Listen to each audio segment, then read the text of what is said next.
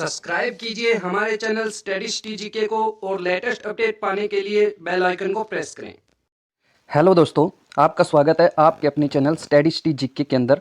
दोस्तों, आज हम करने वाले हैं आईपीसी और सीआरपीसी का जो हमने एक आपको वीडियो अपलोड करवाई थी उसका सेकंड पार्ट, जो कि 240 व्याख्यात्मक क्वेश्चंस की हमने फर्स्ट वीडियो अपलोड करवाई थी, उसी का ये सेकंड पार्ट है। दोस्तों, काफ़ी दिन से डिमांड हो रही थी आप लोगों की, सर ये वीडियो भी आप करवा दो, एक पार्ट और जो बचा हुआ करवा दो, पूरी करवा दो। तो दोस्तों, आज हम पूरी करवा देते ताकि आपके एग्जाम्स में यहाँ से क्वेश्चन बने तो आपका कोई क्वेश्चन छूटे नहीं।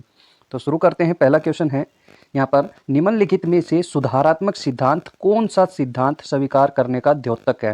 जो सुधारात्मक सिद्धांत है वो हो जाएगा दोस्तों परिवीक्षा, पैरोल और निलंबित दंड।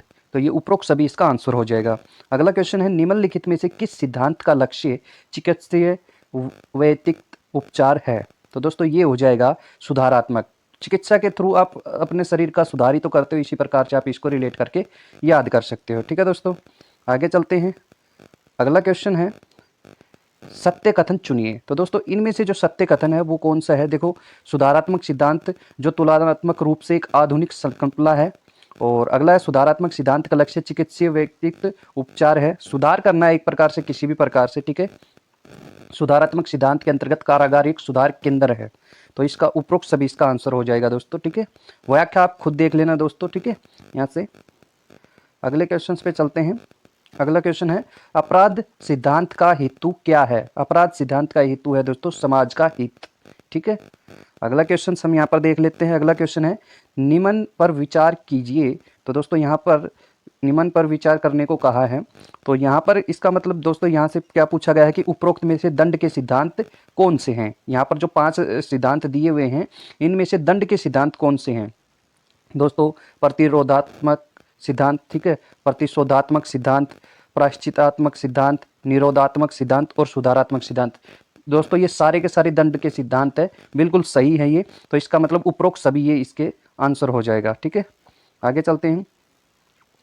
अगला जो क्वेश्चन है, अगला क्वेश्चन है, निम्न में से दंड के किस सिद्धांत के अनुसार कठोर दंड अपराधी को पुनः अपराध न करने की सीख तो देता ही है, साथ ही वैसा अपराध करने की इच्छा करने वाले व्यक्तियों को भी अपराध से विरत करने की चेतावनी देता है? तो दोस्तों ये हो जाएगा आपका प्रतिरोधात्मक सिद्धांत। ठीक है दोस्तों, अगले क्वेश्चन पे चलते हैं। अगला क्वेश्चन है दोस्तों, यहाँ पर सूची 1 और सूची 2 के साथ सुमिलित कीजिए, नीचे दिए गए कुट की सहायता से सही उत्तर का चयन कीजिए। तो दोस्तों ये जो है ये मैं आपको बता देता हूँ। यहाँ पर देखो, ये जो सूची 1 दे रखी है, सूची 2 दे रखी है, ये बता रखा है कि कौन सा जो सिद्धांत है वो किसके लिए है। तो दोस्तों ये सारे सिद्धांत जो है प्रतिशोधात्मक सिद्धांत जो है, प्रतिशोधात्मक का मतलब है आंख के बदले आंख, दांत के बदले दांत। तो ये बिल्कुल सही है दोस्तों। ठीक है, ये इसका हो जाएगा। अगला प्रायश्चितात्मक सिद्धांत, प्रायश्चित करना एक प्रकार से। तो दोस्तों कारागार में कैदी के मन में अपने कृत्य के प्रति पश्चाताप, तो बिल्कुल ये भी इसी का हो जाएगा, क्योंकि पश्चाताप हो रहा है तो प्रायश्चित करने का वो सोच रहा है। ठीक है, आगे समझते हैं। अगला जो है दोस्तों इसका अगला हो जाएगा निरोधात्मक। तो ये हो जाएगा, मृत्यु दंड का प्रभाव केवल यह नहीं होता कि अन्य अपराधी भय के कारण अपराध से विरत रहेंगे, बल्कि उससे यह अपराधी समाज में कम होंगे। ठीक है, तो ये भी इसका बिल्कुल सही है, निरोध हो जाएगा इसका। ठीक है, अगला है सुधारात्मक सिद्धांत, दंड की सफलता के लिए अपराधी के भविष्य को ध्यान में रखा जाना। तो दोस्तों भविष्य को ध्यान में रखें तो उसमें सुधार करने की सोच रहे, ये इसका सही हो जाएगा। ठीक है, तो ये सारे एक दूसरे के बिल्कुल सही हो जाएंगे। तो यहाँ से आप समझ सकते हैं ये सारे जो है ये क्या हो जाएंगे, सारे के सारे सही हो जाएंगे। ठीक है, सारे सही हो जाएंगे ये। आगे चलते हैं अगले क्वेश्चन पे। अगला क्वेश्चन है दोस्तों क्वेश्चन नंबर 8। ठीक है, निम्न कथनों पर विचार कीजिए। क्या विचार करना है? 3 कथन हमारे पास में दे रखे हैं। ठीक है, पूछा है उपरोक्त में से प्रतिशोधात्मक सिद्धांत आधारित है। तो दोस्तों प्रतिशोधात्मक का मतलब क्या था ये आपको पता होना चाहिए, पहले की वीडियो में भी हम करवा चुके हैं ऐसे क्वेश्चंस। तो दोस्तों इसका जो आंसर हो जाएगा, ठीक है, ये तीनों ही हो जाएगा इसका आंसर। कैसे? देखो, समाज अपराध से समाज में अपराधी के प्रति प्रतिकर की भावना और क्षोभ उत्पन्न होता है। ठीक है, प्रतिशोधात्मक प्रति के प्रति शोध हो रहा है, उसके अंदर शोध होने लग रहा है। ठीक है, एक प्रकार से ऐसा क्वेश्चन है ये। आपराधिक न्याय द्वारा अपराधी को दंड करने के बोझ से शांत किया जा सकता है, मतलब ये भी एक शोधन किया गया है। दंड स्वयं ही अपने आप में एक उद्देश्य है। ठीक है, तो ये सारे क्या हो जाएंगे, सही हो जाएंगे। इसका जो है ऑप्शन नंबर डी बिल्कुल सही हो जाएगा। ठीक है, यहाँ से आप इसका व्याख्या भी समझ सकते हैं, इसमें भी यही चीजें सारी दी हुई है। अगले क्वेश्चन पे चलते हैं दोस्तों। अगला क्वेश्चन क्या है ये समझ लेते हैं। अगला क्वेश्चन है क्वेश्चन नंबर 109। 109 में दोस्तों भारतीय दंड संहिता में कुल धाराएं हैं। तो दोस्तों भारतीय दंड संहिता की बात हो रही है, मतलब आईपीसी की बात हो रही है ना। आईपीसी के अंदर धाराएं दोस्तों 511, जो कि दोस्तों हमने एक वीडियो अपलोड की थी जिसमें हमने तीनों चीज़ों के बारे में, आईपीसी भी ठीक है, सीआरपीसी भी, और एविडेंस जो इंडियन एविडेंस एक्ट है उसके बारे में भी हमने डिस्कस किया था, कितनी उनमें धाराएं हैं, कितने अध्याय हैं, तो सारी चीज़ें हमने डिस्कस कर ली थी। अगर आपने वो वीडियो नहीं देखी है दोस्तों तो आके आप प्लेलिस्ट में देख सकते हैं, ठीक है। तो यहाँ पर दोस्तों जो सीआरपीसी की जो बात कही जा रही है, यहाँ पर आईपीसी की बात की जा रही है, इसमें धाराएं हैं 511। थोड़ा डिटेल में और समझ लेते हैं इसके बारे में। इसमें कुल धाराएं 511 है दोस्तों, ठीक है। 23 अध्याय हैं, याद रखना दोस्तों 23 अध्याय हैं, और ये 6 अक्टूबर 1860 को अधिनियम किया गया है, ठीक है, ये आप याद रखें। अगले क्वेश्चन की बात करें। अगला क्वेश्चन है आजीवन कारावास या अन्य कारावास से दंडीय अपराधों को करने के प्रयत्न के लिए दंड का प्रावधान जिसका अन्यथा उपबंध नहीं है किस धारा के अंतर्गत दंडीय है। दोस्तों ये हो जाएगा धारा नंबर 511 के तहत, ठीक है, ये आप याद रखें। अगले क्वेश्चन पे चलते हैं, और इसके बारे में कुछ डिटेल से समझना चाहो तो दोस्तों समझ सकते हो यहाँ पर, क्या कि भारतीय दंड संहिता की धारा नंबर 511 के अंतर्गत आजीवन कारावास या अन्य कारावास से दंडीय अपराधों के प्रयत्न के लिए दंड का प्रावधान है जिसका अन्यथा उपबंध नहीं है, और धारा नंबर 511 के अंतर्गत आपराधिक कार्य आते हैं जो भारतीय दंड संहिता की धारा में उल्लेखित नहीं है, ठीक है दोस्तों, परंतु वे अपराध हैं ऐसे इसके अंदर आते हैं, ठीक है। अगले क्वेश्चन पे चलते हैं। कुछ यहाँ पर देख भी रखा है, आप यहाँ से समझ भी सकते हैं कि भाई जैसे कै यह की जेब में हाथ डालकर यह की जेब से पैसे चुराने का प्रयत्न करता है, यह की जेब में कुछ न होने के परिणाम स्वरूप वह अपने प्रयत्न में असफल रहता है, कै इस धारा के अधीन दोषी है। तो धारा नंबर 511 के अधीन ये दोषी है, इसका उल्लेख तो नहीं है भारतीय दंड संहिता में, लेकिन ये अपराध हैं, और वो किसके अंदर है, धारा 511 के अंदर ही है, और ये दोस्तों अध्याय नंबर 23 में ये एक ही धारा है, ये भी आप याद रख लेना, ठीक है। अगले क्वेश्चन पे चलते हैं। अगला क्वेश्चन है क्वेश्चन नंबर 111। ये है ए अपनी पत्नी को इसलिए प्रताड़ित करता है कि पत्नी के पिता ने दहेज में रंगीन टीवी नहीं दिया, बताइए उसने क्या अपराध किया है। तो दोस्तों ऐसा क्वेश्चन हमने पहले भी एक बार किया था। तो धारा जो है 498 कै का स्पष्टीकरण करती है, ठीक है। धारा 498 कै के तहत वो प्रताड़ित कर रहा है अपनी पत्नी को, ठीक है। इस प्रकार से आप इसको याद रख सकते हैं। चलते हैं आगे, एक चीज और समझ लेते हैं यहाँ से। ये तो हो गया धारा 498 कै के तहत। तो धारा 309 के तहत जो है दोस्तों, धारा 309 का मतलब है आत्महत्या के लिए प्रयत्न करना, ठीक है। और धारा 398 है घातक आयुध से सज्जित होकर लूट या डकैती करने का प्रयत्न करना, ठीक है। और अगला क्वेश्चन यहीं देख लेते हैं दोस्तों। किसी विधि विरुद्ध जमाव में यह जानते हुए कि उसके बिखराव का समावेश दे दिया गया है, सम्मिलित होना या उसमें बना रहना किस धारा के अंतर्गत दंडीय अपराध है। तो दोस्तों ये जो है आपका हो जाएगा धारा 145 के तहत जो है दंडीय अपराध है। आपने कई बार सुना होगा धारा 144 लागू हो गई, वो ये कहती है कि भाई जमाव नहीं होना चाहिए एक जगह, ठीक है। तो ये उसी से रिलेटेड, उसी का जो दंड है ना वो धारा 145 में दिया जाता है, ये आप याद रखेंगे, ठीक है। अगले क्वेश्चन पे चलते हैं, और यहाँ पर धारा 146 की बात करें तो दोस्तों वल्वा करने से संबंधित है ये धारा, ठीक है। अगले क्वेश्चन पे चलते हैं। अगला क्वेश्चन है पूर्व दोष सिद्ध व्यक्ति के लिए वर्धित दंड का प्रावधान किस धारा में किया गया है। तो दोस्तों ये जो है आपका किया गया है धारा नंबर 75 के अंदर, ठीक है। यहाँ पर थोड़ा समझ लेते हैं। पूर्व दोष सिद्ध व्यक्ति के लिए वर्धित दंड भारतीय दंड संहिता की धारा 75 में प्रावधानित है, और धारा 57 की बात करें दोस्तों, ठीक है, यहाँ पर ये 75 है, बिल्कुल उल्टा इसका 57 धारा में बात करें तो इसमें क्या है, दंड गतिविधियों की भिन्नता की गणना में आजीवन कारावास को 20 वर्ष के कारावास के तुल्य गिना जाएगा। धारा 65 की बात कर लेते हैं। धारा 65 का मतलब है कारावास और जुर्माना दोनों आदिष्ट किए जा सकते हैं, ठीक है। तब जुर्माना न देने पर कारावास की अवधि से संबंधित है ये धारा, ठीक है दोस्तों। तो मैंने आपको पहली वीडियो में बताया था, क्योंकि क्वेश्चंस के माध्यम से हम चीज़ों को याद करेंगे तो जल्दी हमारे याद हो जाएंगी। अगर सारा एक साथ पढ़ने की कोशिश करोगे तो आपको ये धाराएं याद नहीं होंगी। तो इस क्वेश्चंस की व्याख्या में भी एक एक दो दो आपको धारा मिलेंगी, तो आप आसानी से इनको याद कर सकते हैं, ठीक है। तो चलते हैं आगे। अगला जो क्वेश्चन है हमारा क्वेश्चन नंबर 114 है कि एक 6 वर्षीय बालक ख के घर में चोरी करते हुए, कहने का मतलब 6 वर्ष का बालक है जो ख के घर में चोरी करते हुए पकड़ा जाता है, क्या उसे चोरी के आरोप में दंडित किया जा सकता है? धारा सहित उत्तर दीजिए। तो दोस्तों ऐसा ही एक क्वेश्चन पूछा गया था हाल फिलहाल के एग्जामों में। तो दोस्तों ये जो है ना उसको दंडित नहीं किया जा सकता। क्यों? क्योंकि 7 वर्ष से कम की आयु के बच्चे को कभी भी दंडित नहीं किया जा सकता। वो उसके द्वारा किया हुआ कोई भी जो चोरी कुछ भी अपराध है वो अपराध नहीं कहलाता। और ये किस धारा के अंदर है? ये धारा के अंदर है दोस्तों, धारा 82 के अंदर। दोस्तों वेरी इंपॉर्टेंट क्वेश्चन है, याद रखना। धारा 82 पूछा जा सकता है आपसे, क्योंकि इससे रिलेटेड ही क्वेश्चन आपसे पूछा गया था कि कितने वर्ष तक की बच्चे को जो है दंडित नहीं किया जा सकता, ऐसा क्वेश्चन आपसे पूछा गया था। तो उससे रिलेटेड धारा भी आपसे पूछी जा सकती है। ठीक है दोस्तों, तो ये आप याद रखेंगे। ठीक है, और थोड़ा सा डिटेल के अंदर समझने की कोशिश करें तो यहाँ पर दोस्तों ये वही चीज़ दे रखी, धारा 82 के अंतर्गत ये होता है। ठीक है, तो उसके बाद है दोस्तों धारा 379। ठीक है, धारा 379 का मतलब क्या है? चोरी के लिए दंड से संबंधित। अगर चोरी करते हैं तो उसके लिए दंड दिया जाता है धारा 379 के तहत। और 80 के तहत क्या होता है? निवास घर आदि में चोरी करने से संबंधित। ठीक है, चोरी के लिए दंड तो दिया जाता है 379 में, लेकिन निवास घर वगैरह के अंदर चोरी करने से संबंधित कौन सी धारा है? 380 नंबर धारा है। ठीक है, अगले क्वेश्चन की बात करते हैं। अगला क्वेश्चन है हमारा 115 नंबर क्वेश्चन। ए की दुश्मनी बै से थी। ठीक है, तो ये नाम है दोस्तों, ये याद रख लेना। ए और बै एक प्रकार से ये उदाहरण के तौर पर हमें समझाने की कोशिश कर रहे हैं। तो यहाँ पर है, ए ने एक दिन शराब की दुकान पर जाकर खूब शराब पी और अपनी राइफल से गोली चलाकर बै को जान से मार दिया। ए ने क्या अपराध किया? दोस्तों ए और बै की दुश्मनी थी। ए शराब पीने लगा जाकर दुकान पर, ठीक है, खूब शराब पी और क्या किया उसने? बै को गोली मार दी। ठीक है, तो इससे जो अपराध हुआ दोस्तों, धारा 302 के तहत अपराध किया उसने।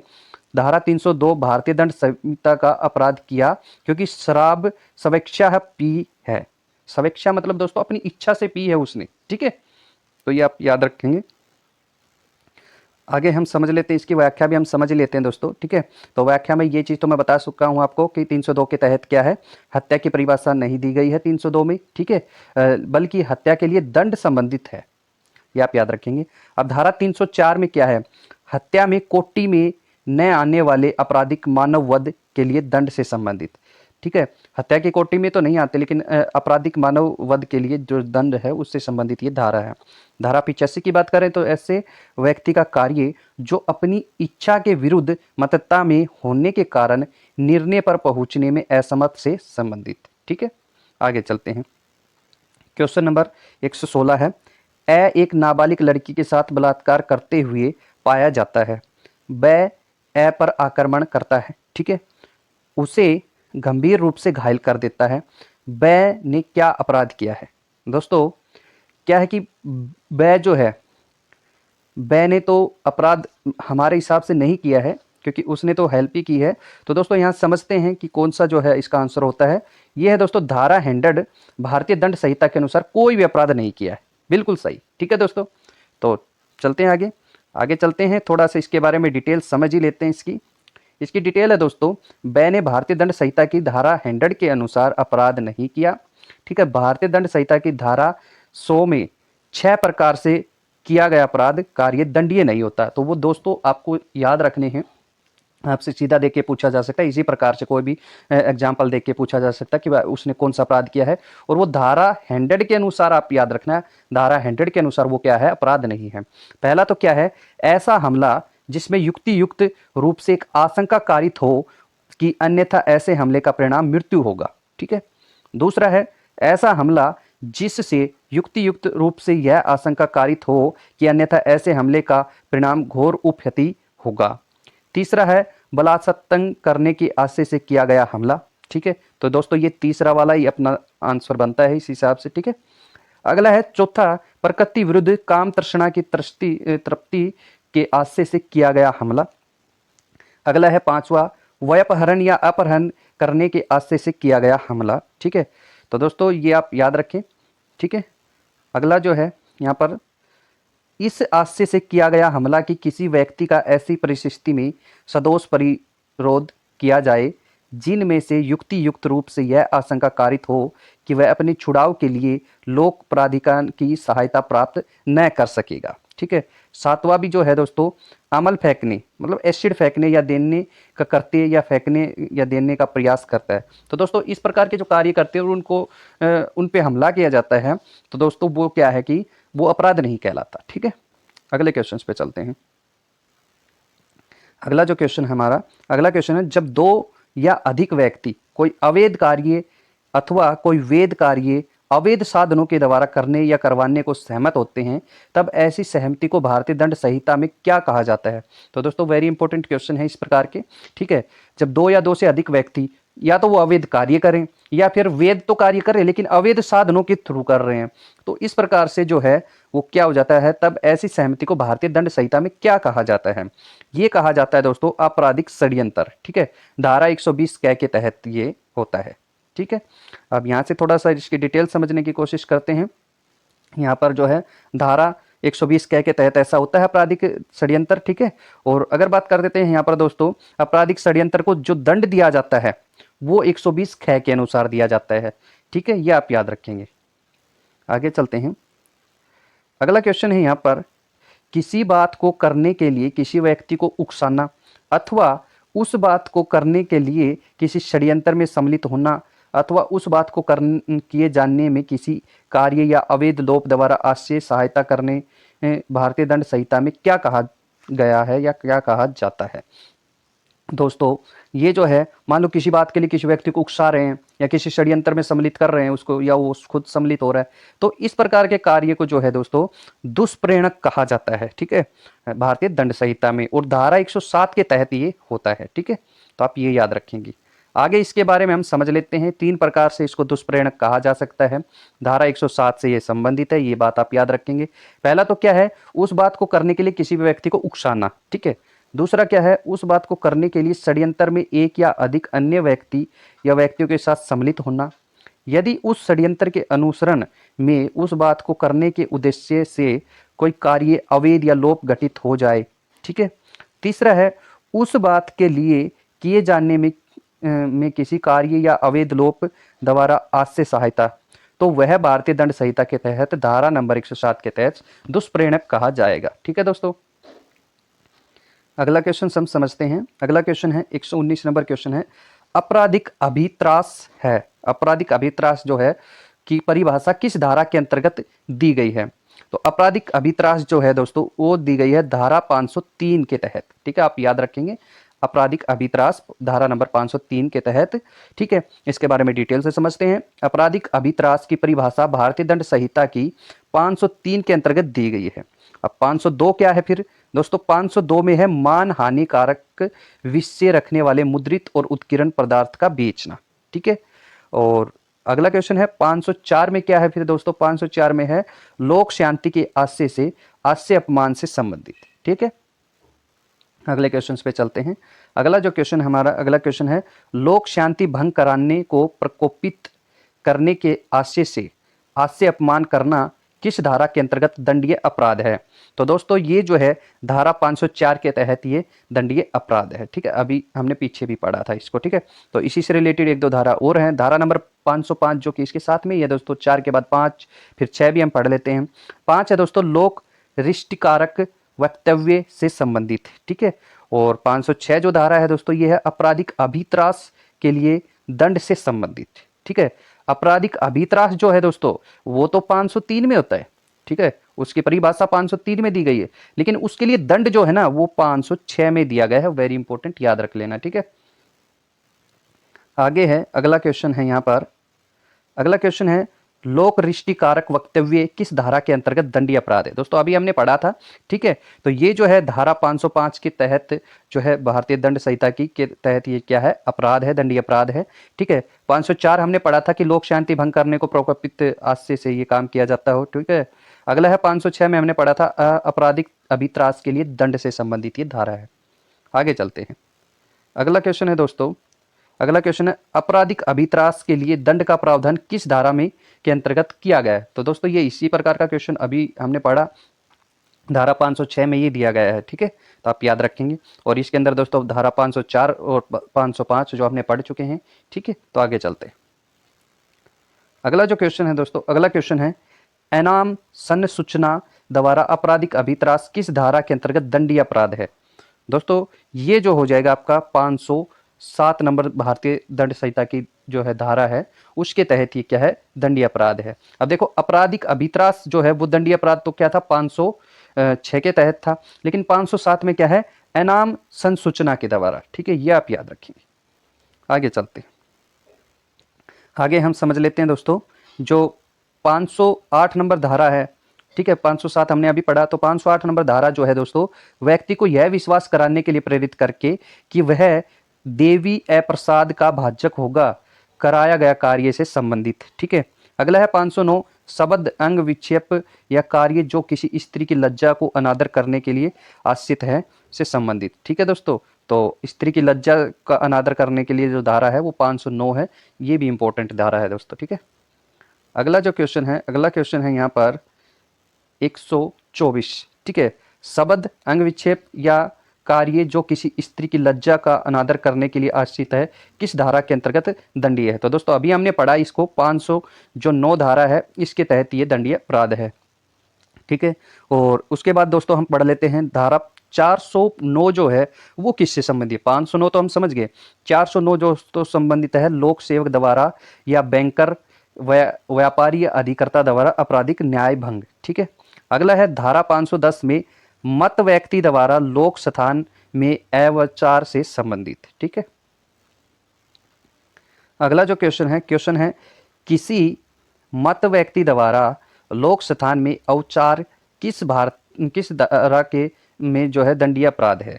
दोस्तों ये जो है आपका हो जाएगा धारा 510 के तहत। ठीक है, तो इसकी डिटेल थोड़ी हम समझ लेते हैं। ठीक है, थोड़ा सा डिटेल में हम समझ लेते हैं इसको। भारतीय दंड संहिता की धारा 510 में मत व्यक्ति द्वारा लोक स्थान में अवचार करने पर आईपीसी के तहत दंडनीय किया जाएगा। धारा 510 के अनुसार कोई जो मतता मतलब पागलपन की हालत में किसी लोक स्थान में या किसी ऐसे स्थान में जिसमें उसका प्रवेश करना अतिचार हो जाएगा या ठीक है वहाँ इस प्रकार का आचरण करेगा जिसमें किसी व्यक्ति को क्षोभ हो, वह सादा कारावास से जिसकी अवधि 24 घंटे तक हो सकेगी, जुर्माने से जो 10 रुपए से 10 रुपए तक का होगा या दोनों से दंडनीय किया जाएगा। तो दोस्तों ये क्या है, इस प्रकार का क्वेश्चन जो है 510 जो धारा से संबंधित है ये। ठीक है, अगला क्वेश्चन है दोस्तों यहाँ पर किसी विवाहित स्त्री को आपराधिक आशय से फुसलाकर ले जाना, निरुद्ध रखना किस धारा के अंतर्गत दंडनीय अपराध है? ठीक है दोस्तों, इंपॉर्टेंट क्वेश्चन है, धारा 498 भारतीय दंड संहिता की। ठीक है, तो इसके तहत थोड़ा सा हम क्या है थोड़ा सा डिटेल इसकी पढ़ लेते हैं। भारतीय दंड संहिता की धारा 498 के अनुसार किसी विवाहित स्त्री को आपराधिक आशय से फुसलाकर ले जाना और विरुद्ध रखना दंडनीय अपराध है। ठीक है, और ये वह दोनों में से किसी भारतीय के कारावास से जिसकी अवधि 2 वर्ष तक की हो सकेगी। ठीक है दोस्तों, तो ऐसा करने पर 2 वर्ष तक की जो है अवधि हो सकती है कारावास की, जुर्माना भी हो सकता है या दोनों भी हो सकते हैं, दोनों से दंडित किया जा सकता है। ठीक है, तो दोस्तों ये थी धारा 498। तो धारा 499 क्या है?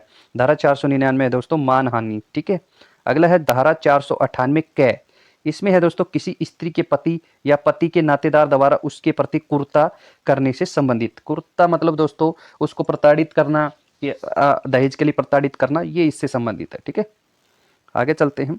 अगला जो क्वेश्चन है वो ये है किसी स्त्री के पति या पति के नातेदार द्वारा उसकी क्रूरता निर्दयपूर्ण व्यवहार करना किस धारा के का जो है अपराध है? तो दोस्तों क्या है कि ये क्वेश्चन देखो एक दूसरे के साथ में रिलेट होके आ रहे हैं, तो आपको और भी अच्छे तरीके से याद हो सकते हैं। अभी हमने पढ़ा डिटेल में, अभी वो क्वेश्चन बन गया तो अब हमें और अच्छे से याद हो जाएगा। ठीक है, तो ये हो जाएगा दोस्तों धारा 498 कै के तहत ये ऐसा है। ठीक है, तो यहाँ पर क्या है दोस्तों, इसकी जो अवधि है 3 वर्ष तक हो सकेगी अगर कारावास होता है तो। ठीक है दोस्तों, ये आप याद रखेंगे।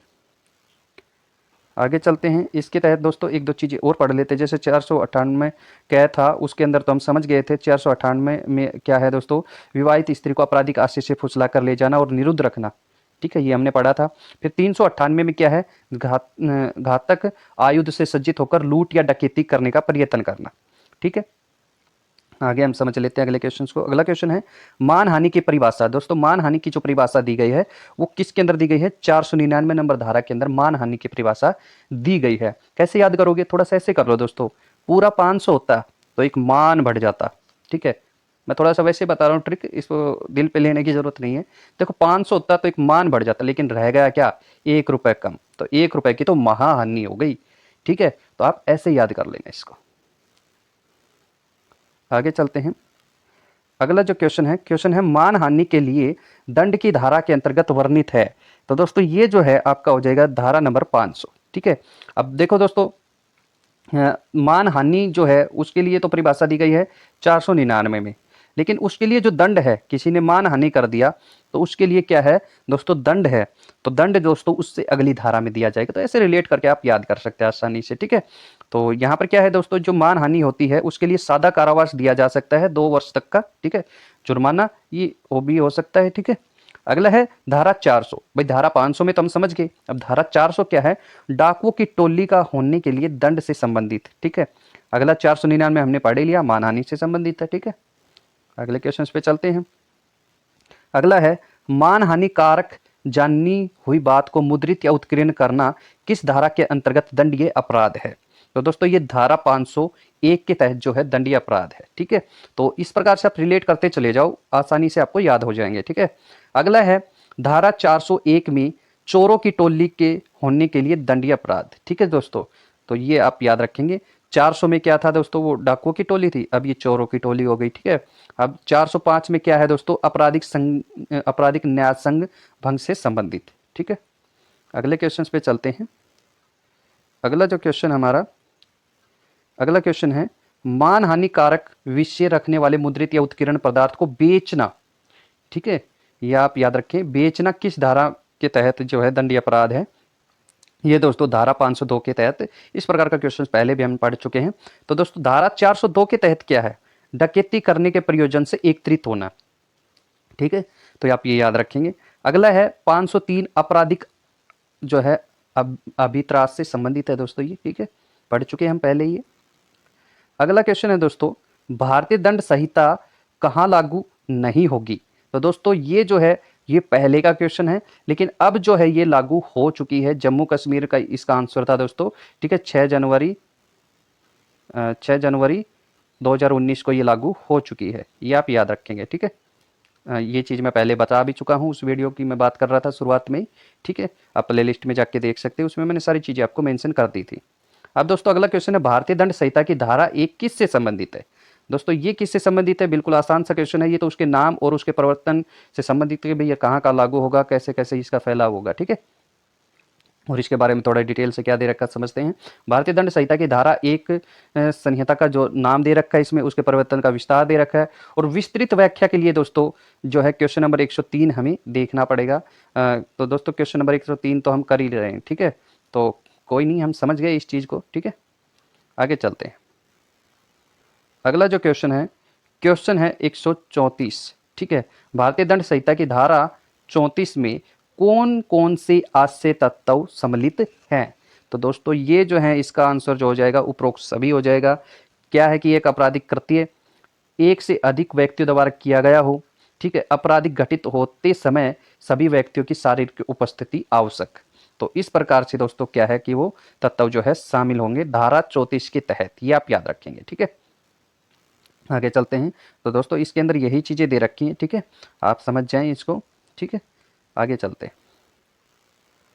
अगला जो क्वेश्चन है दोस्तों, क्वेश्चन है श्री कांतिया बनाम बम्बई राज्य का वाद किससे संबंधित है। तो दोस्तों श्री कांतिया का बम्बई राज्य के साथ जो वाद है वो किस धारा में दिया गया है, वो दिया गया है धारा नंबर 34 के अंदर। ठीक है, अब इसमें क्या इसने समझाया, ठीक है, ये आप याद रखें, धारा 34 के अंदर है। ठीक है, अब धारा नंबर 41 जो है वो क्या है, विशेष विधि से संबंधित है, और 42 है वो स्थानीय विधि से संबंधित है, और 45 जो है वो जीवन से संबंधित है। वेरी इंपॉर्टेंट क्वेश्चन है दोस्तों, विशेष विधि से कौन सा 41, स्थानीय विधि से कौन सा 42, और 45 जो है वो जीवन से संबंधित है। ठीक है, अगला क्वेश्चन यहाँ पर ही देख लेते हैं हम। भारतीय दंड संहिता की धारा 8 में किससे परिभाषित किया गया है। तो दोस्तों इसे परिभाषित किया है, लिंग को परिभाषित किया है। ठीक है, तो हमने इस चीज को समझा भी था पहले भी। ठीक है, अब समझ लेते हैं फिर से। क्या है कि धारा 8 के अंदर लिंग परिभाषित किया गया है। ठीक है, उसमें क्या है कि पुल्लिंगवाचक शब्द जहां प्रयोग किए गए हैं वहां तो हर क्या है व्यक्ति के लिए वो लागू होंगे, चाहे वो नर हो या नारी हो। ठीक है, ये इसमें कहा गया है। अब धारा 10 के अंदर क्या है दोस्तों, धारा 10 में पुरुष और स्त्री के बारे में दिया गया है। धारा 11 के अंदर जो है व्यक्ति के बारे में दिया गया है। धारा 12 के अंदर में लोक से संबंधित जो चीजें हैं वो दी गई है। अगला जो है भारतीय दंड संहिता के तहत कितने प्रकार के दंड की व्यवस्था की गई है? तो दोस्तों ये की गई है 5 प्रकार के दंड की, ठीक है ना, 5 प्रकार के दंड की गई है ना। और यहाँ पर दोस्तों 5 इसका आंसर है नहीं कहीं पर भी, तो हम अलग से हम इसको समझ लेते हैं, ठीक है। हमने पहले भी थोड़ी देर पहले पढ़ा था 5 प्रकार के दंड, ठीक है, शुरुआत का ही क्वेश्चन था। तो दोस्तों इसके बारे में थोड़ा डिटेल दे रखी है, तो वो डिटेल हम समझ लेते हैं यहाँ पर, ठीक है। क्या क्या है दोस्तों? भारतीय दंड संहिता की धारा 53, ठीक है, भारतीय दंड संहिता की धारा 53 में 5 प्रकार के दंड का प्रावधान है। तो दोस्तों दंड का प्रावधान किस में दे रखा है? धारा 53 में बता रखा है 5 प्रकार की क्या है दंड होते हैं। जबकि पूर्व समय में भारतीय दंड संहिता की धारा 53 में 6 प्रकार के दंड हुआ करते थे दोस्तों, ठीक है। अब उनको 5 प्रकार का कर दिया गया है। और क्या है दोस्तों प्रावधान किया गया है? तीसरे प्रकार के दंड का प्रावधान 1949 के अधिनियम संख्या 17 की धारा 2 द्वारा निरस्त कर दिया गया।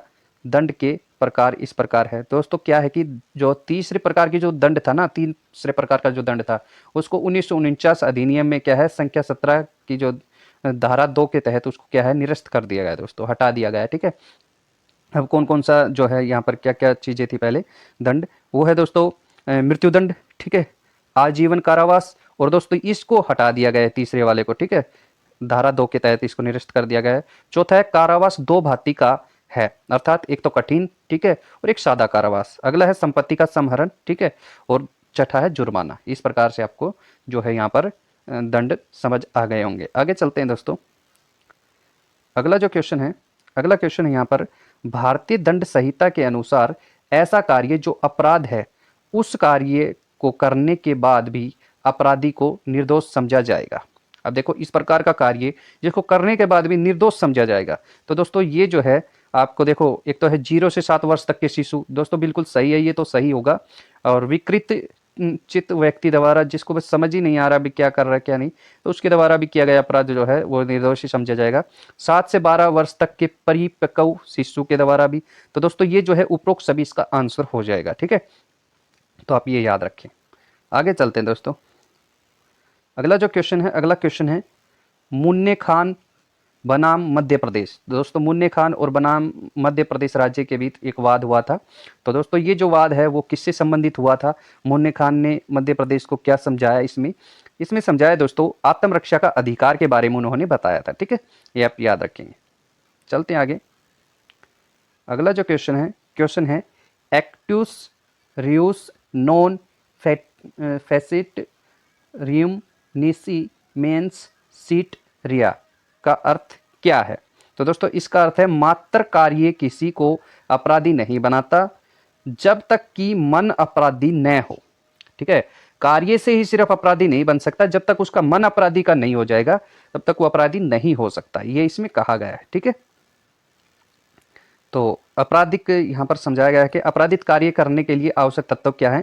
एक व्यक्ति हो, एक आपराधिक कार्य किया जाना, और एक मन की स्थिति हो, तब वो आपराधिक कार्य माना जाएगा, ठीक है दोस्तों। अगला यहाँ पर क्वेश्चन हम समझ लेते हैं। अगला जो क्वेश्चन है दोस्तों वो है क्वेश्चन नंबर 141, निम्न में से किस धारा में मृत्युदंड दिए जाने का प्रावधान है? दोस्तों ये जो प्रावधान है ये उपरोक्त सभी धाराओं में दिया गया है मृत्युदंड, ठीक है। जो धारा 121 और 396, 307, 364 के, 305, 132, 194, 302, ये सारी धाराएं आप याद रखेंगे, ये मृत्युदंड के लिए हैं सारी धाराएं, ठीक है दोस्तों। तो इसके बारे में हम समझ लेते हैं, लेकिन ये अलग अलग के बारे में है, ठीक है दोस्तों। इसके बारे में हम व्याख्या से समझेंगे तो हमें और अच्छे से समझ में आएंगी ये चीज़ें। तो दोस्तों धारा नंबर जो 121 है उसमें क्या है, भारत सरकार के विरुद्ध जो युद्ध करने के लिए होता है ना, युद्ध करने का प्रयत्न करे, तो उसके लिए जो है दोस्तों मृत्युदंड दिया जाता है धारा 121 के तहत, ठीक है। अगली बात करें 396, तो यहाँ पर हत्या सहित डकैती के लिए मृत्युदंड दिया जाता है। हत्या करके डकैती करते हैं उनको मृत्युदंड दिया जाता है। अगला है 307, हत्या करने का प्रयत्न करते हैं उनको भी मृत्युदंड की सजा सुनाई जाती है दोस्तों। अगला है धारा 364 के, मुक्ति धन इत्यादि के लिए व्यापहरण मतलब किडनैपिंग, ठीक है दोस्तों, तो उसके लिए भी ये होता है। अगला है 305, शिशु या उन्मन व्यक्ति की आत्महत्या का दुष्प्रेरक, तो 305 के तहत हो जाएगा ऐसा। 132 के तहत क्या है, विद्रोह का दुष्प्रेरक, ठीक है, यदि उसके परिणाम स्वरूप विद्रोह किया जाए। अगला है 194, मृत्यु से दंडनीय अपराध के लिए दोष सिद्ध करने के आशय से मिथ्या साक्ष्य देना या गढ़ना। अगला है 302 हत्या के लिए दंड। ठीक है दोस्तों, ये मृत्यु दंड इस प्रकार से दिए जाते हैं। अगले क्वेश्चन की बात करें, अगला क्वेश्चन है इंपॉर्टेंट क्वेश्चन है, दंड संहिता के प्रारूप करता थे। तो दोस्तों वेरी इंपॉर्टेंट क्वेश्चन, जो कि मैं पहले बता चुका हूं आपको उस वीडियो के अंदर, जिसमें मैंने तीनों चीजों के बारे में बताया, तीनों संहिताओं के बारे में। ठीक है, लॉर्ड मेकाले, तो लॉर्ड मेकाले ने क्या है, भारतीय दंड संहिता का जो है, दंड संहिता का क्या है, इन्होंने प्रारूप तैयार किया था। ठीक है, अगला है निम्नलिखित में से सही कथन इंगित कीजिए।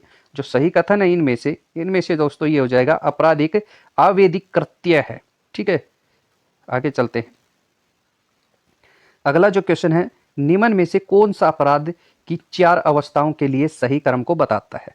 दोस्तों जो अपराध के करते हैं काम है, अपराध जो है उनकी अवस्था को बताता है। तो दोस्तों ये जो है अवस्था है, एक तो आशय हो, मन में आए कि भाई ये काम करना, एक उसके लिए तैयारी कर रखी हो, एक उसके लिए वो प्रयत्न कर रहे हो, एक उसके लिए वो परिणाम भी निकाल लिया हो, भाई ऐसा करके उन्होंने कर भी दिया हो। तो इस प्रकार के अपराध की जो है ये जो है अवस्थाएं होती है। ठीक है दोस्तों, आगे चलते हैं, अगले क्वेश्चन की यहाँ पर बात कर लेते हैं। अगला क्वेश्चन है, शब्द कपट पूर्ण को परिभाषित किया गया है। तो दोस्तों ये है धारा नंबर 25 के अंदर। ठीक है, समझते हैं यहाँ से, भारतीय दंड संहिता की धारा 25 के अंदर कपटपूर्ण जो परिभाषा का जो है यहाँ पर परिभाषा किया गया है। और धारा नंबर 25 के अनुसार कोई व्यक्ति किसी बात को कटुपूर्ण करता है, यह कहा जाता है यदि वह इस बात को कपट करने के आशय से करता है या अन्यथा नहीं। ठीक है, तो वो किसके अंदर बताया जाता है, धारा 25 के अंदर ये बताया जाता है। इससे रिलेटेड दोस्तों हम इसके आसपास की धारा समझ लेते हैं। जो ये धारा है दोस्तों, ये आपकी हो जाएगी धारा नंबर 20 जो है दोस्तों, वो न्यायालय से संबंधित है। ठीक है, 27 नंबर जो धारा है दोस्तों, वो पत्नी लिपिक सेवक के कब्जे में संपत्ति। ठीक है, और धारा नंबर 24 जो है बेईमानी से संबंधित जो है दोस्तों, धारा नंबर 24 है। तो धारा नंबर 24 भी काफ़ी इंपॉर्टेंट हो जाती है, आपसे पूछा जा सकता है बेईमानी से संबंधित कौन सी धारा है, तो दोस्तों आप 24 नंबर धारा बता सकते हैं वहाँ पर। ठीक है, अगला क्वेश्चन है, भारत शब्द को परिभाषित किया गया है। जो भारत शब्द को है दोस्तों, वो किस धारा के अंदर परिभाषित किया गया है, वो किया गया है धारा नंबर 18 के अंदर। ठीक है, तो यहाँ से इसकी व्याख्या समझते हैं। भारतीय दंड संहिता की धारा 18 में भारत शब्द को परिभाषित किया गया है। दोस्तों धारा 18 के अनुसार भारत से क्या है, जम्मू कश्मीर राज्य के सिवाय भारत का राज्य क्षेत्र भी प्रेत है। दोस्तों इसको जो है, इसको बदल दिया गया है। ठीक है, अब ये संशोधन कर दिया गया है, धारा 18 के अंदर संशोधन किया गया है, ये आप याद रखेंगे क्योंकि धारा 18 के अंदर ही तो ये बताया गया है, तो धारा 18 के अंदर ये संशोधन होगा। ठीक है, अगला क्वेश्चन है धारा 10। धारा 10 में दोस्तों पुरुष और स्त्री से संबंधित हम पढ़ चुके। धारा जो 20 है दोस्तों अभी पढ़ा था, न्यायालय से संबंधित है। धारा 21 जो है दोस्तों, वो लोक सेवक से संबंधित है। ठीक है, अगला है पुरुष शब्द को बताया गया है। दोस्तों अभी तो हमने पढ़ा पुरुष और स्त्री को कौन सा धारा बताती है, धारा 10 बताती है। ठीक है, चलते हैं आगे, इसके अंदर जो है थोड़ी व्याख्या समझ लेते हैं। धारा 11 में क्या है दोस्तों, व्यक्ति से संबंधित है। धारा 9 में क्या है, वचन से संबंधित। ठीक है, धारा 13 जो है क्वीन की परिभाषा। ठीक है, तो ये आप याद रखेंगे। आगे चलते हैं, अगला जो क्वेश्चन है वो समझ लेते हैं यहाँ से। अगला क्वेश्चन है क्वेश्चन नंबर 148, ए जो एक अच्छा तैराक है, ए कोई व्यक्ति को नाम दिया गया है कि वो एक अच्छा तैराक है, बै को नदी में डूबते हुए देखता है और ए बै को नहीं बचाता तथा बै डूबकर मर जाता है। मतलब एक व्यक्ति है वो डूबने लग रहा था नदी के अंदर और दूसरा व्यक्ति उसको खड़े खड़े देखने लग रहा था और वो अच्छा तैराक भी था, फिर भी उसने नहीं बचाया। तो दोस्तों अगर अच्छा तैराक ना हो जब तो वो खुद के ही डूबने का खतरा हो रहा है, लेकिन वो अच्छा तैराक होने के बाद भी उसने नहीं बचाया तो उसने एक अपराध किया है दोस्तों। ठीक है, और वो अपराध किस तहत किया है, किसी अपराध हेतु नहीं। ठीक है, तो ये क्या है दोस्तों, वैसे तो अपराध तो नहीं किया लेकिन दोस्तों ये होता तो एक आपराधिक तरीके से ही है। ठीक है, उसकी सजा तो नहीं मिल पाएगी लेकिन उसको, ठीक है, तो क्या है दोस्तों, इसका जो व्याख्या में हम समझे तो ए किसी अपराध का दोषी नहीं होगा। ठीक है, तो आगे समझते हैं, किस स्थिति में कोई संपत्ति किसी व्यक्ति के कब्जे में मानी जाती है। दोस्तों किस प्रकार से जो है संपत्ति को जो है कब्जे में माना जाता है, तो उपयुक्त सभी के अनुसार ये कब्जे में माना जाता है। अभी हमने एक धारा में पढ़ा था, पत्नी, सेवक और लिपिक के तहत। ठीक है, तो ये धारा नंबर 27 में हमने पढ़ा था अभी पीछे क्वेश्चंस में। ठीक है, तो ये आप याद रखेंगे। अगला जो है दोस्तों, अगले क्वेश्चंस पे हम चलते हैं। क्वेश्चन नंबर 150 जो है सामान्य आशय का प्रावधान है। जो सामान्य आशय है उसका जो प्रावधान है वो क्या है, किस धारा के अंदर है दोस्तों? वो धारा नंबर 34 के अंदर है, ठीक है। और इसकी जो व्याख्या है वो समझ लेते हैं। सामान्य आश्रय का जो प्रावधान है वो भारतीय दंड संहिता की धारा 34 में दिया गया है। भारतीय दंड संहिता की धारा 34 के अनुसार जब कोई आपराधिक कार्य कई व्यक्तियों द्वारा अपने सामान्य आशय को अग्रसर करने के लिए किया जाता है, तब ऐसे व्यक्तियों को हर व्यक्ति उस कार्य के लिए उसी प्रकार दायित्व के अधीन मानो वह कार्य अकेले उसी ने किया है, इस प्रकार से उसको माना जाएगा। इससे रिलेटेड धारा नंबर 18 पढ़ लेते हैं। धारा नंबर 18 में दोस्तों भारत का वर्णन किया गया है। अगला है धारा नंबर 26 में क्या है दोस्तों? विश्वास करने का कारण, ठीक है। धारा नंबर 149 के अंदर क्या है? सामान्य उद्देश्य से। दोस्तों यहाँ पर सामान्य आशय से कहा गया है, और सामान्य उद्देश्य की बात करें तो वो 149 के अंदर है, ये आप याद रखेंगे, ठीक है। अब सामान्य आशय का अर्थ क्या है दोस्तों, वो हम समझ लेते हैं यहाँ से। सामान्य आशय का मतलब ये है दोस्तों कि सभी द्वारा आशय में भागीदारी, ठीक है, सामान्य आशय है। यहाँ पर समझते हो व्याख्या सहित? सामान्य आशय का अर्थ है सभी द्वारा आशय में भागीदारी। अब ये जो है तत्व क्या है इसके, जो है इसके इस प्रकार से हमें पता चला कि भाई ये क्या आशय होता है। तो दोस्तों कोई आपराधिक कार्य करने के आशय से हो, कई व्यक्ति द्वारा एक से अधिक सबके सामान्य आशय को अग्रसर करने के लिए किया गया कार्य, ठीक है। अगला क्वेश्चन है दोस्तों, अगला क्वेश्चन अपना यहाँ पर महबूब शाह का वाद। जो महबूब शाह का जो वाद है दोस्तों वो किससे संबंधित है? वो संबंधित है दोस्तों सामान्य आशय से, ठीक है, सामान्य आशय से ये संबंधित है। अब दोस्तों यहाँ से इसकी थोड़ी सी व्याख्या समझते हैं। महबूब शाह का वाद सामान्य आशय से संबंधित है। सामान्य आशय से संबंधित जो कुछ और वाद हैं वो भी हम समझ लेते हैं। वीरेंद्र कुमार घोष बनाम किंग एम्पायर, ठीक है। सुरिंदर सिंह बनाम पंजाब राज्य। अगला है पांडुरंग बनाम राज्य। तो दोस्तों ये जो वाद है ये भी सामान्य जो है आशय से ही संबंधित वाद है, ठीक है।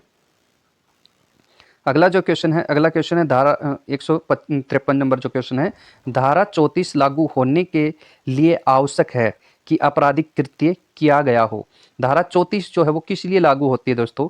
धारा 34 जो है एक से अधिक व्यक्तियों के द्वारा जो किया गया जो अपराध है, कृत्य है, उसके लिए जो ये लागू होती है, ठीक है। इसके बारे में हमने थोड़ा सा पढ़ा था पहले। तो दोस्तों अगला है सद्भाव। सद्भाव है तो दोस्तों सद्भाव जो है वो धारा 52 के अनुसार है, ठीक है। धारा 52 में इसको परिभाषित किया गया है। थोड़ा इसकी डिटेल भी समझ लेते हैं यहाँ पर सद्भाव के बारे में, ठीक है। इंपॉर्टेंट क्वेश्चन है। इसी प्रकार के आपको क्या है कि वर्ड देख के भी पूछे जा सकते हैं कि सद्भाव किस धारा से संबंधित है या किस धारा में इसकी परिभाषा दी गई है। तो दोस्तों जो भारतीय दंड संहिता की जो धारा 52 है उसके अंतर्गत क्या है? सद्भावना को परिभाषित किया गया है। धारा 52 के अनुसार कोई बात सद्भाव पूर्ण की गई या विश्वास की गई नहीं कही जाती हो तो इसको क्या है? सम्यक सतर्कता और ध्यान के बिना की गई या विश्वास की गई हो, ठीक है, तो उसको सद्भाव कहा जाता है। अब धारा नंबर 52 के अंदर बात करें तो इसके अंदर संश्रय जो है धारा 52 में है, 52 कै के अंदर। अगला है धारा 55 में आजीवन कारावास के लिए दंडादेश का लघुकरण, ठीक है दोस्तों, ये आप याद रखेंगे। लघुकरण मतलब भाई उसके आजीवन कारावास को क्या है? छोटा कर दिया जाए, मतलब लघु कर दिया जाए, ठीक है। अगला है धारा 51 शपथ से संबंधित है दोस्तों, ठीक है। अगले क्वेश्चन की बात कर लेते हैं। अगला जो क्वेश्चन है दोस्तों, अगला क्वेश्चन यहाँ पर है आपका 155 नंबर क्वेश्चन, संश्रय जो है वो किससे संबंधित है दोस्तों? अभी तो हमने पढ़ा, यह है धारा 52 कै या ए, ठीक है। ए लिखा हो या हिंदी में देखे तो कैसे शुरू होते हैं दोस्तों ये, और इंग्लिश में देखे तो अल्फाबेट ए से शुरू होते हैं, ठीक है। ये आप याद रखेंगे, ठीक है। अगला जो है यहाँ पर थोड़ी व्याख्या भी दे रखी है दोस्तों, समझना चाहो तो क्या है? भारतीय दंड संहिता की 52 कै के अंतर्गत संश्रय को परिभाषित किया गया है। भारतीय दंड संहिता की धारा 52 कै के अनुसार धारा 157 के सिवाय धारा 130 में वहाँ के सिवाय जहाँ की संश्रय संश्रित व्यक्ति की पत्नी या पति द्वारा किया गया हो। संश्रय शब्द से के अंतर्गत किसी व्यक्ति को आश्रय भोजन, पेय, धन, वस्त्र, आयुध, गोला बारूद या परिवहन के साधन देना या किसी साधनों से चाहे वह कि उसी प्रकार के हो या नहीं जिस प्रकार के इस धारा में परिगणित है, किसी व्यक्ति की सहायता पकड़े जाने के से बचने के लिए करना आता हो, इस प्रकार से इसको कहा गया है दोस्तों, ठीक है। अब धारा 54 के अंदर क्या है दोस्तों? मृत्यु दंडादेश का लघुकरण से संबंधित है दोस्तों, ये हम पढ़ चुके हैं, ठीक है।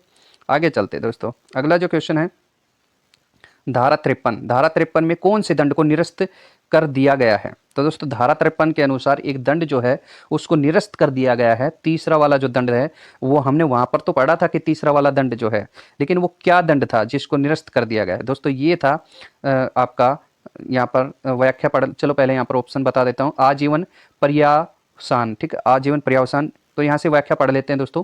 भारतीय दंड संहिता की धारा 53 में आजीवन पर्यावसान को 1949 के अधिनियम संख्या 17 की धारा नंबर 2 द्वारा निरस्त कर दिया गया है।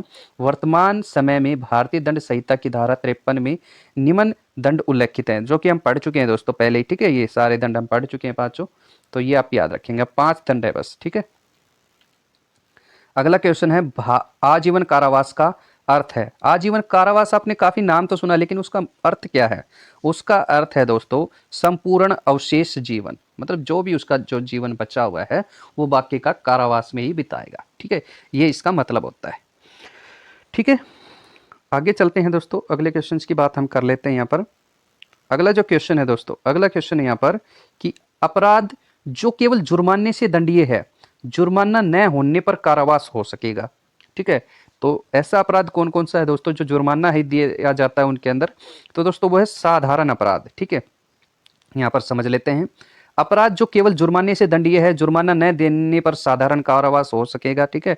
तो दोस्तों ये यहाँ पर बताया गया है कि जो है जुर्माना ही दिया जाता है जिन दंड के अंदर, अगर वो जुर्माना नहीं देंगे तो किस प्रकार का कारावास होगा? सिर्फ साधारण कारावास होगा उसके अंदर, ठीक है। और ये धारा नंबर 67 के अंदर ऐसा दिया गया है। अब दोस्तों जुर्माना है, मान लो 50 रुपए का जुर्माना है, तो कारावास कितने दिन का? 2 महीने का। तो दोस्तों इससे अच्छा तो आप 50 रुपए ही दे दें, 2 महीने कारावास में जाएं, ठीक है। 100 रुपए 4 माह तक, ठीक है।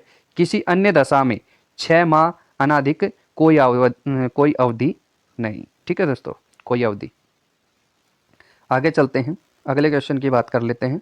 अगला जो क्वेश्चन है दोस्तों हमारे यहाँ पर, अगला क्वेश्चन है एकांत प्रतिरोध अधिकतम कितने समय के लिए हो सकता है?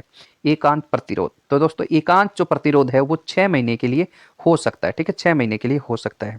समझते हैं, एकांत प्रतिरोध अधिकतम 6 माह के लिए हो सकता है। निम्न मापमान के अनुसार एकांत प्रतिरोध में रखा जाएगा। क्या क्या होना चाहिए उसके लिए दोस्तों? यदि कारावास की अवधि 6 माह से अधिक न हो तो 1 माह से अनाधिक समय, ठीक है। अगला है यदि कारावास की अवधि 6 माह से अधिक हो और 1 वर्ष से अधिक न हो तो 2 महीने के लिए रखा जाएगा। अगला है यदि कारावास की अवधि 1 वर्ष से अधिक हो तो 3 माह के लिए रखा जाएगा, और ये धारा 73 के अनुसार 3 महीने तक रखा जाएगा, ठीक है। अगले क्वेश्चन पे चलते हैं। अगला क्वेश्चन है दोस्तों, अगला क्वेश्चन है बचाव के लिए भूल होनी चाहिए। बचाव के लिए भूल होनी चाहिए केवल तथ्य से, ठीक है। तो इसके बारे में थोड़ा बहुत जानना चाहो तो दोस्तों भारतीय दंड संहिता की धारा 1860, भारतीय दंड संहिता की धारा 1860 हो जाएगी दोस्तों, ठीक है। और सॉरी, ये 1860 जो है भारतीय दंड संहिता हो जाएगी। धारा 76 के अनुसार कोई बात अपराध नहीं है, ठीक है, कोई भी बात अपराध नहीं है जो किसी ऐसे व्यक्ति द्वारा की जाए जो उससे करने के लिए विधि द्वारा आबद्ध हो, जो तथ्य की भूल के कारण न कि विधि की भूल के कारण सद्भावनापूर्ण विश्वास करता हो, वह उसे करने के लिए विधि द्वारा आबद्ध है, ठीक है दोस्तों। आगे चलते हैं। अगला जो क्वेश्चन है 161, न्यायालय के निर्णय आदेश के अनुसार में किया गया कोई अपराध नहीं है। तो दोस्तों ये इसका आंसर हो जाएगा धारा नंबर 78 के अनुसार, ठीक है। अगला यहाँ पर इसके बारे में थोड़ा जान लेते हैं, ये तो हम पढ़ ही चुके दोस्तों। 78 के अनुसार क्या है? न्यायालय के निर्णय आदेश के अनुसार किया गया कार्य अपराध नहीं है। अगला है धारा नंबर 85, धारा नंबर 85 में है ऐसे व्यक्ति का कार्य जो अपनी इच्छा के विरुद्ध मतता होने के कारण निर्णय पर पहुंचने से में असमर्थ है, ठीक है। अगला है 76 नंबर, किसी व्यक्ति द्वारा जो मतता में है किया गया अपराध जिसमें विशेष आशय या ज्ञान का होना अपेक्षित है। अगला है 87 नंबर, दोस्तों 87 नंबर धारा में सहमति से किया गया कार्य जिससे मृत्यु या घोर उपहति कारित होने का आशय न हो और न उनकी सद्भावना का ज्ञान होने से संबंधित है, ठीक है दोस्तों। आगे चलते हैं। अगला जो क्वेश्चन है भारतीय दंड संहिता की कौन सी धारा यह कहती है कि कोई बात अपराध नहीं है जो दुर्घटना व दुर्भाग्य से घटित होता है? दोस्तों इसका आंसर हो जाएगा आपका धारा नंबर 80। ठीक है, इस धारा नंबर 80 के तहत क्या है, कोई दुर्घटना या दुर्भाग्य से घटित हो जाए वो अपराध नहीं है दोस्तों। ठीक है, तो इसके बारे में थोड़ी व्याख्या समझ लेते हैं। व्याख्या क्या है दोस्तों, भारतीय दंड संहिता की धारा नंबर 80 ये कहती है, ये बात तो हम समझ गए।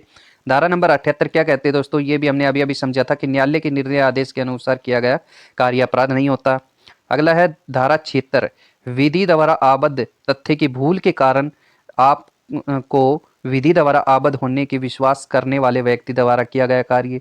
ठीक, अगला है 79, किसी विधि द्वारा न्यायानुमत या तथ्य की भूल से अपने को विधि द्वारा न्यायानुमत होने का विश्वास करने वाले व्यक्ति द्वारा किया गया कार्य, तो वो ये अपराध नहीं है दोस्तों। ठीक है, धारा 80 के अनुसार तो आप ये याद रखेंगे और ये धाराएं भी याद रख लें।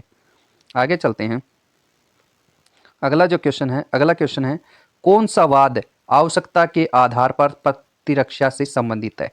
ये हो जाएगा दोस्तों आपका, ये हो जाएगा आर बनाम, ठीक है, डडले एम स्टीफन, आर बनाम डडले एन स्टीफन के जो है ये वाद है, ये संबंधित हो जाएगा आपका। ठीक है, तो यहाँ से हम समझ लेते हैं, थोड़ा सा डिटेल में आप जानना चाहो तो दोस्तों आर, ठीक है, पूरा नाम नहीं है ये, आर बनाम डडले एन स्टीफन का वाद आवश्यकता के आधार पर प्रतिरक्षा से संबंधित है। ठीक है, आवश्यकता के आधार पर प्रतिरक्षा से संबंधित वाद है दोस्तों ये। ठीक है, ये हो जाएगा डीपीपी बनाम वियर्ड का जो वाद है वो हो जाएगा अस्वैच्छिक मतता से संबंधित।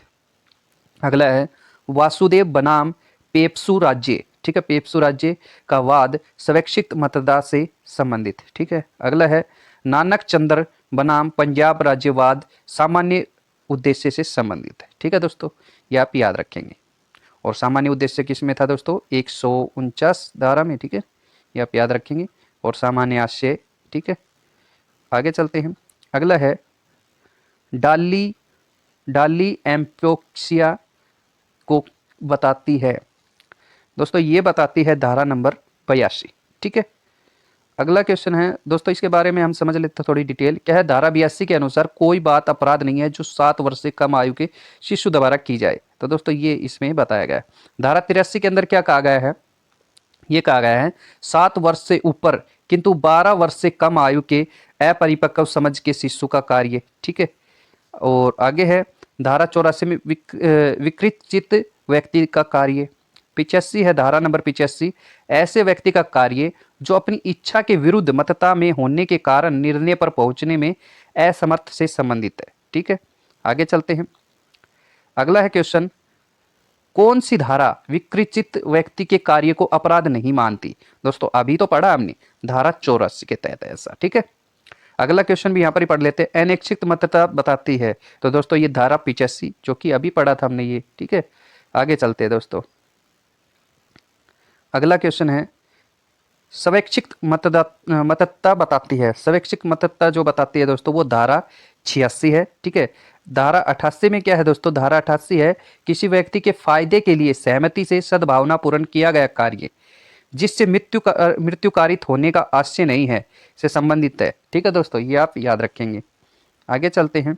अगला क्वेश्चन है दोस्तों, यहाँ पर अगला क्वेश्चन है एक मत व्यक्ति को बचाव का लाभ प्राप्त होता है। तो दोस्तों ये होता है जब अनैच्छिक मतता हो।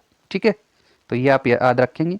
आगे चलते हैं। अगला क्वेश्चन है यहाँ पर पूर्ण सिंह बनाम राज्य का वाद किससे संबंधित है। तो दोस्तों ये है आत्मरक्षा अधिकार से संबंधित है। ठीक है, अगले क्वेश्चन पे चलते हैं। अगला क्वेश्चन है हमारा यहाँ पर, अगला क्वेश्चन है दोस्तों यहाँ पर 170 नंबर क्वेश्चन। ठीक है, 170 नंबर क्वेश्चन है निम्नलिखित में से धारा 97 के अनुसार आत्मरक्षा अधिकार में क्या सम्मिलित है। तो दोस्तों आत्मरक्षा अधिकार में सम्मिलित है ये उपरोक्त सभी चीजें। ठीक है, इसमें क्या है दोस्तों, स्वयं के शरीर या अन्य व्यक्ति के शरीर, स्वयं की संपत्ति या अन्य व्यक्ति की संपत्ति, हमलावर को प्राप्त लाभ नहीं होगा। ठीक है, तो ये चीजें दी गई है इसके अंदर। अगला जो क्वेश्चन है दोस्तों, अगला आपका यहाँ पर अगला है बूटा सिंह बनाम पंजाब राज्य। बूटा सिंह बनाम पंजाब राज्य का जो वाद है वो किससे संबंधित है दोस्तों, वो है धारा नंबर 100 से संबंधित है एक तो। ठीक है, ये आप याद रखेंगे। ठीक है, और यहाँ पर कुछ चीज़ें दी गई है वो भी हम समझ लेते हैं डिटेल में। यहाँ पर डिटेल में दे रखा दोस्तों, बूटा सिंह बनाम पंजाब राज्य ठीक है। और ईयर 1991 में एससी का जो वाद है वो भारतीय दंड संहिता की धारा 99 से संबंधित है। ठीक है दोस्तों, तो धारा 99 से संबंध है। इस वाद में कहा गया है कि प्राइवेट प्रतिरक्षा के अधिकार के प्रयोग के समय विधि यह आशय नहीं करती कि प्रतिरक्षक आक्रमण को समाप्त करने के लिए बल की सही मात्रा कितनी होगी को तराजू पर तोलना। इस अधिकार के प्रयोग से बल की मात्रा की सटीकता को नहीं बल्कि उसकी युक्तियुक्ता को देखना जानना चाहिए। ठीक है। अगला है काशीराम बनाम पंजाब राज्य। ठीक है, इसका जो वाद है दोस्तों ये भारतीय दंड संहिता की धारा 96 में है। अगला है जयप्रकाश बनाम दिल्ली प्रशासन व गुलजार सिंह बनाम राज्य। ठीक है, तो क्या जो वाद है दोस्तों ये धारा नंबर 100 में है। ठीक है, तो दोस्तों बुट्टा सिंह का जो वाद है दोस्तों ये धारा नंबर अभी हमने पढ़ा 99 है, ये आप याद रखेंगे अच्छे से। ठीक है, तो यहाँ से समझ लेते हैं। अगला क्वेश्चन है यहाँ पर, निम्नलिखित में से सामान्यतः दुष्प्रेरक किया जा सकता है। दोस्तों इसका जो आंसर हो जाएगा उपरोक्त सभी हो जाएगा। उकसाने की प्रक्रिया भी एक सामान्य दुष्प्रेरक है। षड्यंत्र में शामिल होना भी, आवश्यकता पूर्ण सहायता करना भी क्या है, दुष्प्रेरक, जो हम पढ़ चुके हैं दोस्तों धारा नंबर 107 के अनुसार है। अगला क्वेश्चन समझ लेते हैं। अगला क्वेश्चन है यहाँ पर, राजवंत सिंह बनाम केरल राज्य का जो वाद है दोस्तों वो किससे संबंधित है, वो है दुष्प्रेरक से संबंधित। ठीक है, और ये जो है अगला यहाँ पर हो जाएगा वीरेंद्र कुमार घोष बनाम एम्परेयर का जो वाद है दोस्तों वो धारा नंबर 121 के तहत है। और ये क्या वाद है दोस्तों, ये भारत सरकार के विरुद्ध युद्ध करने के शब्द युद्ध करेगा या साधारण अर्थ में ही निर्वचन किया जाना चाहिए। इसके अंतर्गत युद्ध करने के उद्देश्य से युद्ध करने का षड्यंत्र या जन समूह शास्त्र और युद्ध सामग्री एकत्रित करना सम्मिलित नहीं है। आगे चलते हैं। अगला जो क्वेश्चन है निम्नलिखित में से कौन सा वाद आत्म प्रतिरक्षा से संबंधित है। तो दोस्तों कौन सा जो वाद है वो आत्म रक्षा प्रति संबंधित है, ये हमने पढ़ा था दोस्तों। आत्म प्रतिरक्षा से संबंधित है देवनारायण बनाम उत्तर प्रदेश। ठीक है, तो ये आप याद रखेंगे। अगला है आर बनाम मेकनाटन का जो वाद है वो है धारा 84 के अंदर, और ये विकृचित व्यक्ति के कार्य से संबंधित है। ठीक है, अगला है आर बनाम डडले एंड स्टीफन का जो वाद है दोस्तों आवश्यकता से संबंधित है। ठीक है, अगला चलते हैं। यहाँ पर अगला क्वेश्चन है दोस्तों, क्वेश्चन है भारतीय दंड संहिता के अनुसार दंगे के अपराध के लिए आवश्यक तत्व है। तो दोस्तों दंगे के अपराध के लिए सारे तत्व आवश्यक है। दो या दो से अधिक व्यक्तियों का आपस में झगड़ना, लड़ाई झगड़ा सार्वजनिक स्थल पर किया जा रहा हो। दोस्तों दंगा क्या होता है, सार्वजनिक स्थल पर होता है। ठीक है, और अगला है लड़ाई झगड़े के कारण लोक शांति भंग हो रही हो। ठीक है, तो इसके बारे में थोड़ी डिटेल भी हम समझ लेते हैं। डिटेल क्या है दोस्तों इसकी, भारतीय दंड संहिता की धारा 159 में दंगा को परिभाषित किया गया है। ठीक है, धारा 159 के अनुसार जब कि दो या अधिक व्यक्ति लोक स्थान पब्लिक प्लेस पर, दोस्तों दंगा पब्लिक प्लेस पर होता है, ये आपसे पूछा जा सकता है, लड़कर लोक शांति में विघ्न डालते हैं तब यह कहा जाता है कि ये वह दंगा करते हैं। दंगा किस प्रकार से दोस्तों अभी हमने पढ़ा, ये 3 प्रकार की चीजें होती है दंगा। ठीक है, तो ठीक है दोस्तों आज की वीडियो यहीं तक से। ठीक है, और आपको मैंने वादा किया कि 240 क्वेश्चन मैं आपको कराऊंगा। ठीक है, एक वीडियो और अपलोड करेंगे आपके लिए, तीसरा पार्ट, उसमें बाकी के क्वेश्चंस जो बचे हुए क्वेश्चंस है वो हम करेंगे। ठीक है दोस्तों, मिलते हैं नेक्स्ट वीडियो में, तब तक के लिए थैंक यू दोस्तों।